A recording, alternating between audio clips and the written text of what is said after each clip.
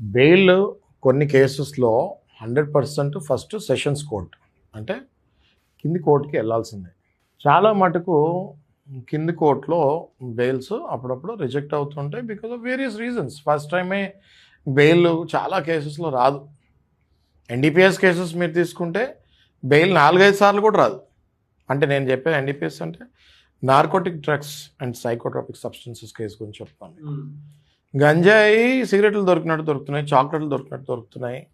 రోజుకి కొన్ని వందల మంది, వేల మంది పట్టుబడుతున్నారు తెలుగు రాష్ట్రాల్లో.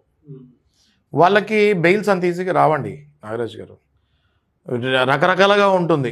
Consumer quantity, consumption quantity, commercial quantity, రకరకాలుగా ఉంటుంది. క్వాంటిటీ కానీ కమర్షియల్ క్వాంటిటీ ఉంటే వాళ్ళకి బెయిల్ 5-6 సార్లకు కూడా రాదు. అప్పుడప్పుడు అసలు బెయిల్ రాదు, ట్రయల్ రన్ అవుతూ ఉంటుంది, రైట్. కానీ చాలా సందర్భాల్లో వేరే వేరే కేసెస్లో మనం తీసుకుంటే బెయిల్స్ కొంచెం సులభంగా రావాలి. కానీ చాలా కారణాల వల్ల కింది కోర్టులో రానప్పుడు వాళ్ళకి హైకోర్టుకి వెళ్ళే ప్రొవిజన్ ఉంటుంది.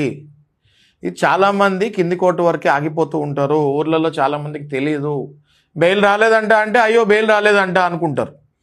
హైకోర్టుకి వెళ్ళచ్చు అన్న విషయము ఇప్పుడు మీ ద్వారా నేను చాలామందికి, స్పెషల్లీ అన్ఎడ్యుకేటెడ్ వర్గానికి, రూరల్లో ఉన్న వర్గానికి నేను చెప్తున్నానమ్మా, కింద కోర్టులో బెయిల్ రాకపోతే మీరు పై కోర్టుకి ఒక అడ్వకేట్ని పట్టుకొని వెళ్ళొచ్చు.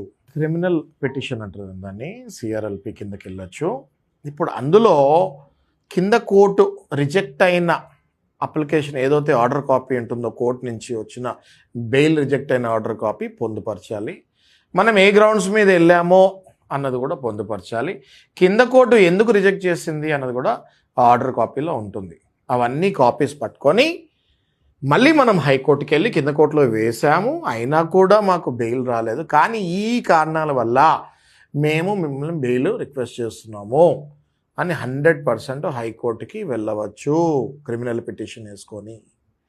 దీంతోపాటు ఇటీవల మన ఎక్స్ సిజేఐ అంటే chief justice of India Chandrachud గారు చెప్పింది ఏంటి అంటే, bail is a rule, jail is an exception అన్నారు. అంటే ప్రతి మనిషి is innocent until proven guilty అని చాలామంది చాలాసార్లు చెప్పారు. ఇటీవల చంద్రచూడ్ గారు చాలా క్లియర్గా కొన్ని రీజన్స్ ఇస్తూ చెప్తాం జరిగింది.